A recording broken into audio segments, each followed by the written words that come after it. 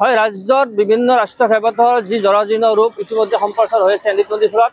ব্যতিক্ৰম নহয় বাইহাটা চাৰিআলি যি 31 নং ৰাষ্ট্ৰীয় ঘাইপথৰ যি 15 নং ৰাষ্ট্ৰীয় ঘাইপথৰ সংযোগী যিটো পথ, এই পথটোৰ জৰাজীৰ্ণ ৰূপে ইতিমধ্যে কাহি মধুসূদন ঘটাইছে সৰ্বসাধাৰণ ৰাইজক। সহযোগীগৰাকীয়ে দেখুৱাইছে যে পথ নহয় যেন এটা পুখুৰী সদৃশ পৰিৱেশ, দ গাঁতৰ সৃষ্টি হৈছে। এই পথটো অতি ব্যস্ততাপূৰ্ণ এটি পথ, যিটো পথেৰে বাইহাটা চাৰিআলি যিসমূহ ৰঙিয়াৰ পৰা গুৱাহাটী অভিমুখী বাহনসমূহ এই পথেৰে অহা যোৱা কৰে।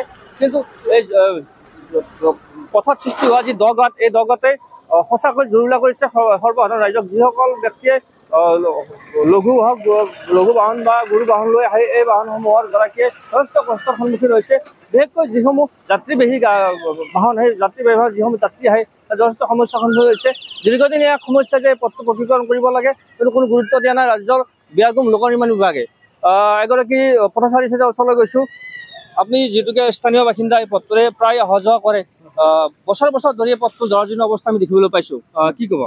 আচলতে এই পথখিনি হ'ল 31 নং ৰাষ্ট্ৰীয় ঘাইপথ আৰু 15 নং ৰাষ্ট্ৰীয় ঘাইপথৰ সংযোগী পথ। এই নগাঁও বাইপাছৰ পৰা টেঙাবাৰী বাইপাছলৈ এই গোটেই পথৰ প্ৰায় 1.5 কিলোমিটাৰ পথ। আপোনালোকে যদি চাই, এই পথছোৱাত আচলতে গৰাকীবিহীন হৈ পৰিছে।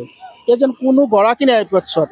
কিন্তু তাৎপৰ্যপূৰ্ণ দিশটো হ'ল, যদি এই পথেৰে কোনোবা VIP বা VVIP পাৰ হ'ব লগা হয়, নিশাটোৰ ভিতৰতে যিবোৰ এইবাৰ পুখুৰী সদৃশ গাঁত আছে, সেইবোৰ গাঁত মাৰি দিয়ে বিভাগীয়ভাৱে, এইবোৰ গাঁত পুতি দিয়ে, চলাচলৰ কাৰণে সুন্দৰ কৰি দিয়ে।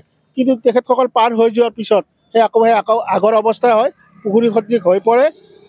আপোনালোকে চাওক, ইয়াত এই কোনখন ছাত্ৰ ছাত্ৰীৰ পৰা এটা ডাঙৰলৈকে এই পথছোৱাৰে যাতায়াত সদায় কৰিবলগীয়া হয়, একদম বিপদসংকুলভাৱে। ইয়াত কিমানটা দুৰ্ঘটনা হৈছে, ইয়াত কিমানজনে আঘাতপ্ৰাপ্ত হৈছে তাৰ হিচাপ নাই। প্ৰতিদিনে দুৰ্ঘটনা, প্ৰতিদিনে আঘাতপ্ৰাপ্ত হৈ আছে। কি কাৰণত, কি ৰহস্যজনক কাৰণত এই পথছোৱা ভাল নকৰে, এইটো এটা ভাবিবলগীয়া কথা।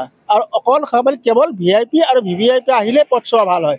আৰু বৰষুণৰ দিনততো আপোনালোকে জানেই, ইয়াৰ অতিৰিক্ত পানী ভাগ ওলাই যোৱাৰো এটা সুব্যৱস্থা নাই।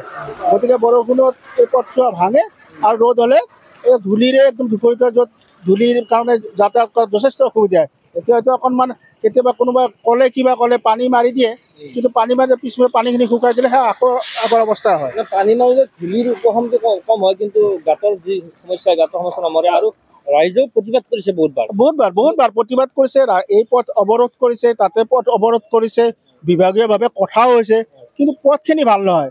ইয়াৰ অন্তৰালত কি আছে নাজানো। ৰাষ্ট্ৰীয় ঘাইপথ প্ৰাধিকৰণৰ গাঁৱৰ মনোভাৱ আৰু ৰাজ্যৰ লোক নিৰ্মাণ বিভাগৰো গাঁৱৰ মনোভাৱ। কেৱল মাত্ৰ VIP আৰু VVIP আহিলেহে সাৰ পায়, তাৰমানে বিভাগীয়ভাৱে। হয়, যে ৰাজ্যত যিসমূহ VIP VVIP এই পথটোৰে নলবাৰী বা ৰঙিয়ালৈ যায়, তেতিয়াহ'লে নিশাৰ ভিতৰতে এই পথটো তেওঁলোকে মেৰামতি কৰে। কিন্তু খন্তেকীয়া হয়, কেইদিনমান পিছতে আকৌ এই আগৰ পৰিস্থিতিৰ সৃষ্টি হয়। গতিকে তেওঁলোকে দাবী কৰিছে যে ৰাজ্যৰ যি ব্যয়গম লোক নিৰ্মাণ বিভাগ, এই বিভাগে এই পথছোৱা মেৰামতি কৰি ৰাইজৰ যাতায়াতৰ বাবে সুচল কৰি দিয়ে যেন।